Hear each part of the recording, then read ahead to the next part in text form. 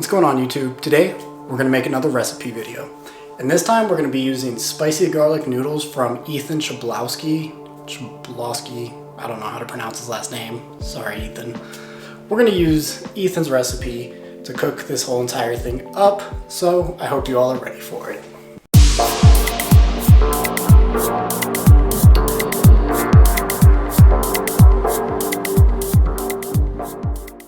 For this recipe, we're going to need some garlic, as well as a red pepper. Ideally, you'll cut the red pepper up in nice thin slices, as well as 20 grams of soy sauce. I'm using low sodium soy sauce, which can help with things like blood pressure.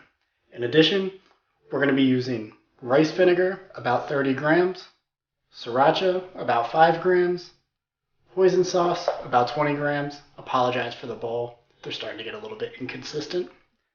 As well as 100 grams of water, 5 grams of arrowroot, 5 grams of sesame oil, some rice noodles, about a pound of turkey, as well as some chili flakes and some sesame seeds.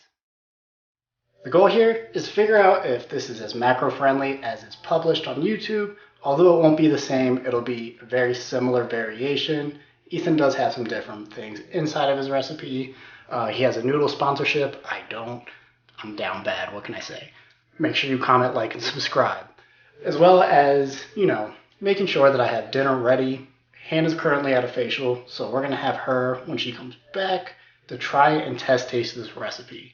So that's the goal for today, to make sure that this is A, as good as people say it is, and B, to see if Hannah actually enjoys any of my cooking.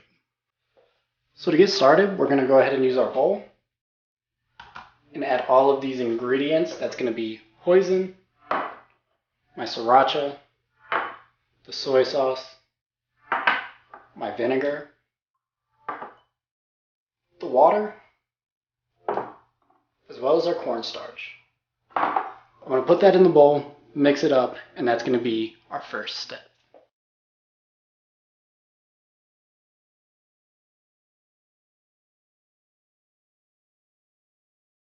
Our sauce is together and the water is boiling, so I'm going to go ahead and begin the start process for our beef and for the other ingredients. For the base on this dish, we're going to use garlic, chilies, as well as some non-stick spray and let that serenade. Now, Ethan used peanut oil in his video, so if you do go that route, be sure to use about 5 grams, at least that's what he recommends.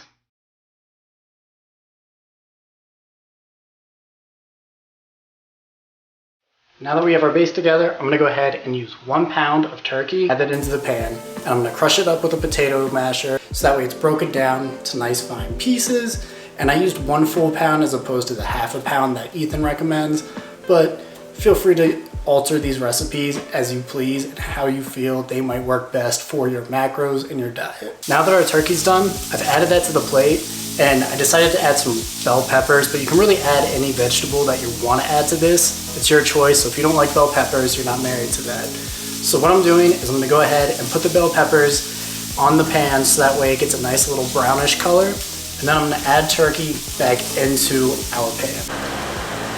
Now that I have my turkey and the bell peppers together at a medium to low heat, I'm going to go ahead and use the sauce that I made earlier and dip that into my pan. What you'll find happening is as this begins to cook with the sauce in it, our arrowroot will allow there to be a thicker sauce-like texture to our meat. To finish this recipe, I just added the noodles into the meat and stirred it around so that way all the noodles have some sauce on them. But I forgot one critical thing according to the video, and that was to add sesame sauce after the fact. I added inside of my sauce, but I don't think it'll be a crucial difference. So I'm gonna go ahead and add some sesame seeds to the top of this, and we'll try it out. So our recipe's made. It's pretty simple, it took me about 20 minutes. So now we have to put it to the test. And before I forget, this recipe serves 2, so it's technically 570 calories, and I'll add the macros right here. All right, so the final product's on our plate. So now time for the taste test. Hannah, are you ready? I'm so ready. All right.